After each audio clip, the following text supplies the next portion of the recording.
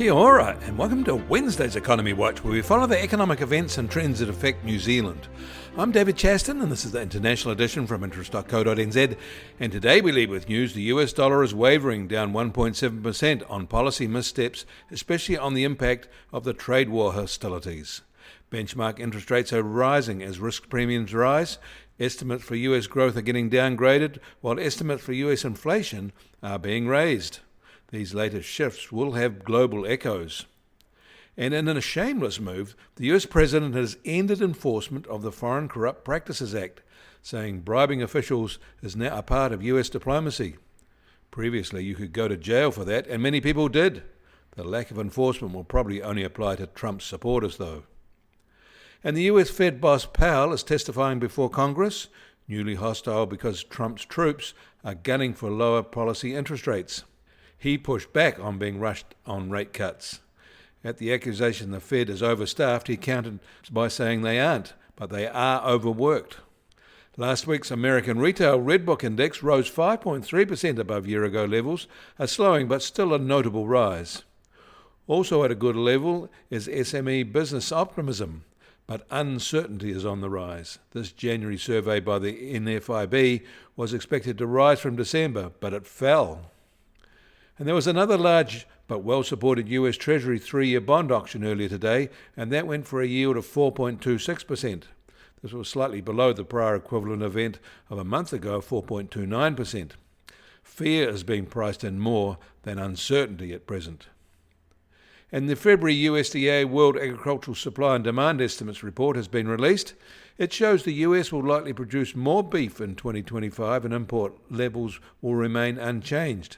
But prices are rising, they say, on rising demand. They also say US milk production is on a declining phase with fewer cows milking.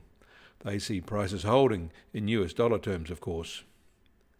In Canada, December building permit levels rose sharply and by much more than expected. They were 11% more than in November and a massive 30% higher than in December 2023. Although this metric does tend to jump around a bit, there are some substantial gains here. In India, their central bank has intervened in their currency markets, trying to stop the fall and speculative shorting of the rupee. It had ballooned out to almost 88 to the US dollar, and the intervention brought it back to 87. However, even that level is a notable devaluation. The RBI probably doesn't have the resources to fight market shorters. In China, President Xi is out visiting the regions and emphasizing the importance of food security. Beijing must be worried if they give it this much repeated exposure.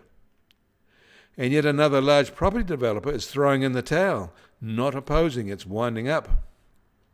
The social media recorded pushback during the COVID lockdowns in China that, quote, "we are the final generation," unquote, is continuing to echo loudly there. After rising slightly in 2023, marriages fell sharply in 2024 and to their lowest level since China's public records began on this in 1986. This means the public efforts to stop the sharp fall in births are not working. In Australia, the Westpac Melbourne Institute Consumer Sentiment Survey reported no improvement in January from the flat levels that had been around for the prior 2 months. But the NAB Business Sentiment Survey is reporting that their responders are finding a more positive mood. The US Treasury 10-year yield is now at 4.54% and up 5 basis points from this time yesterday. And the price of gold will start today at just under $2,904 an ounce, up $4 from yesterday. And oil prices are up 50 US cents at just on $73 a barrel in the US, while the international Brent price is now just under $77 a barrel and back to week-ago levels. And the Kiwi dollar is now at 56.6 US cents and up 10 basis points from yesterday. Against the Aussie, we're down 10 basis points at 89.9 Australian cents. Against the euro, we're also down 10 basis points at just under 54.7 euro cents. That all means our trade-weighted index starts today at just on 66.8, essentially unchanged from yesterday at this time. And the Bitcoin price starts today at $96,409 and down 0.9% from this time yesterday. It's in a down phase. Volatility over the past 24 hours has been modest, at plus or minus 1.2%. You can find links to the articles mentioned today in our show notes, and you can get more news affecting the economy in New Zealand from interest.co.nz. Kia ora. I'm David Chaston, and we'll do this again tomorrow.